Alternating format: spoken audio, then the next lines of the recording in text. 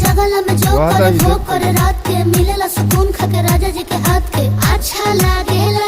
कमर ककरी से भइल काटा हराबा हो गलिया लागेला जान टमा डराबा हो गलिया लागेला जान टमा डराबा हो।